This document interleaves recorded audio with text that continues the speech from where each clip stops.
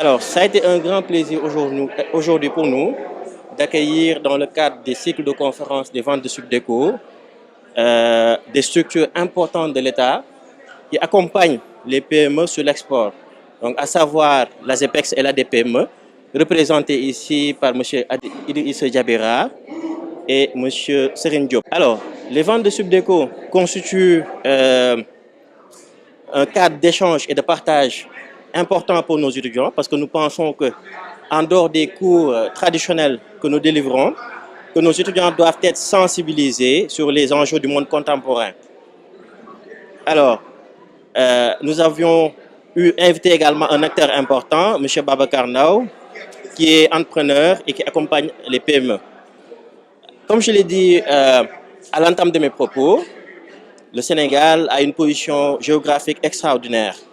Nous sommes à 5 heures de vol de l'Europe, 8 heures de l'Amérique. Toutes les grandes compagnies aériennes et maritimes desservent le Sénégal. Mais par contre, il y a des paradoxes.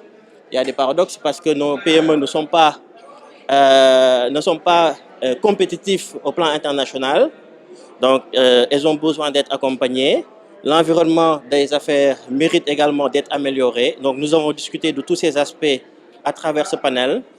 Et nos étudiants ont eu de la matière, comme je l'ai dit tout à l'heure. Donc, c'est l'occasion encore pour moi de remercier et de féliciter nos chers panélistes. Alors, il y a un dispositif très important. Donc, c'est l'incubateur universitaire. Au sein de Subdeco, nous formons nos étudiants dès la deuxième année au business, à l'entrepreneuriat. Parce que nous savons que aujourd'hui, le marché de l'emploi est très saturé. Il faut que nos étudiants puissent monter leurs affaires à travers le savoir qui a été acquis au sein de l'école. Alors, c'est difficile de donner le nombre d'éditions parce que ça fait plus de 25 ans que le groupe organise en fait les ventes de Subdeco. Alors, d'abord dire que féliciter Subdeco pour la thématique et rappeler que le commerce est au début et à la fin de tout. Quand on dit commerce, on dit derrière le produit ou le service que l'on veut vendre. Et donc, quand on dit commerce, on dit quelles sont les capacités que l'on a à produire ou à transformer des produits ou des services. Et donc, à accompagner nos entreprises pour pouvoir créer ces produits et ces services et les vendre. Encore plus quand on est au niveau international. Parce que c'est ce qui vient tirer globalement le développement d'une nation. On l'a vu avec notamment notre collègue de la CEPEX, la DPME, le Sénégal dispose d'atouts absolument considérables. Et être orienté sur l'international, sur l'exportation, c'est faire en sorte d'identifier nos entreprises et de les capaciter suffisamment pour pouvoir se développer et devenir des futurs champions. Et les activités que nous menons, de concert avec les acteurs du dispositif d'accompagnement à l'export, c'est justement de faire en sorte que les entreprises qui ont le potentiel export, qui exportent déjà, puissent être accompagnées avec du fonds à frais partagés, c'est-à-dire des coûts partagés, prendre en charge une partie des besoins qu'elles ont pour pouvoir s'installer au Maroc, en Côte d'Ivoire, au Bénin, au Moyen-Orient ou exporter davantage de leurs produits. C'est extrêmement important, c'est la volonté du chef de l'État et j'ai la conviction que la démarche que prend le Sénégal fera de lui ce que les Émirats arabes unis sont au niveau du Moyen-Orient, à savoir le point central de l'échange entre l'Afrique, l'Europe, les États-Unis et l'Asie. Alors, ça se fait par affinité, ça se fait par sensibilité, ça se fait par secteur, mais effectivement, c'est important. Par exemple, aujourd'hui, quand on parle d'industrie du luxe, vous avez les acteurs qui font de la maroquinerie, qui font de la joaillerie, les bijoux, qui font des sacs, qui font des tenues. Or, on peut se dire aujourd'hui que le Sénégal commence à imposer un African style au travers ses tenues, au travers ses sacs en cuir, au travers comment dire, sa production, son artisanat.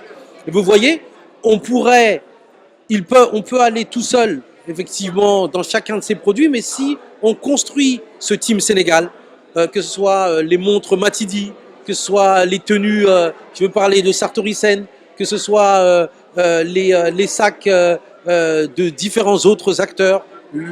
On donne un ensemble qui donne envie de consommer et qui peut se vendre à l'extérieur et qui se vend aujourd'hui, par exemple, au Nigeria, en Côte d'Ivoire et ailleurs. Et donc, je pense qu'effectivement, d'abord, le premier pas, c'était d'accompagner davantage nos entreprises, faire en sorte qu'elles grandissent, qu'elles se renforcent, et ensuite renforcer nos stratégies, l'intelligence économique que l'on a sur les marchés, c'est aussi les défis de la CEPEX, de l'écosystème, pour qu'on connaisse et on appréhende mieux le marché et qu'on puisse mieux se regrouper pour aller sur une chaîne de valeur. Aujourd'hui, les chaînes de valeur sont celles du luxe, sont celles du prêt-à-porter, sont celles de différents produits.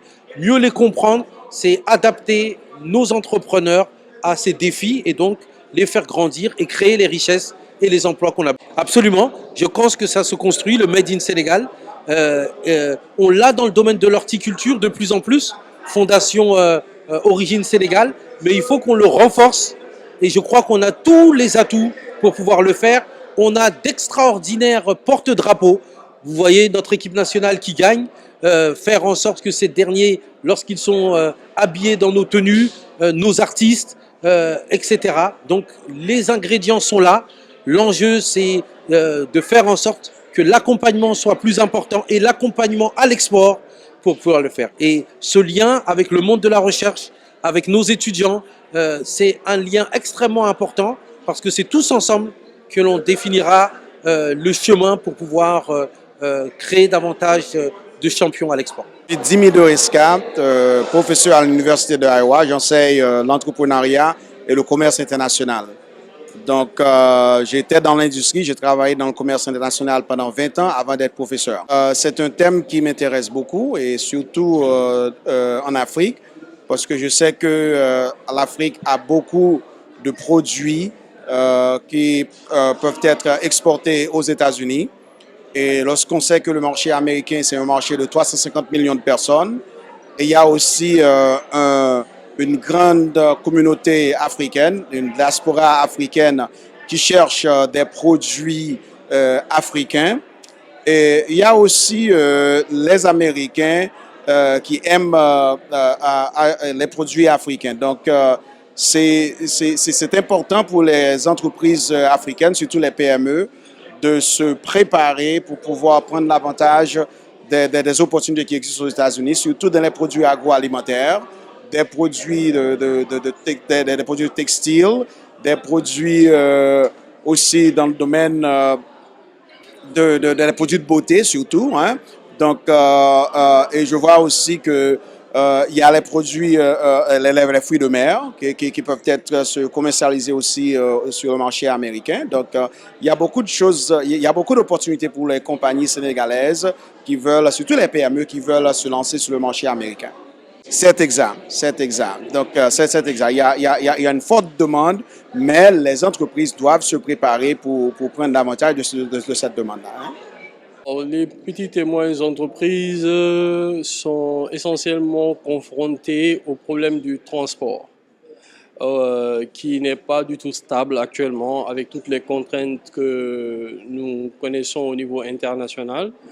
À côté de cela, il y a les tarifs douaniers qui aussi varient d'un pays à un autre et donc qui ne facilitent pas la structuration des prix et donc naturellement peut impacter négativement sur la stratégie à l'international pour être compétitif par rapport aux grands pays exportateurs comme la Chine, les pays occidentaux et les États-Unis d'Amérique.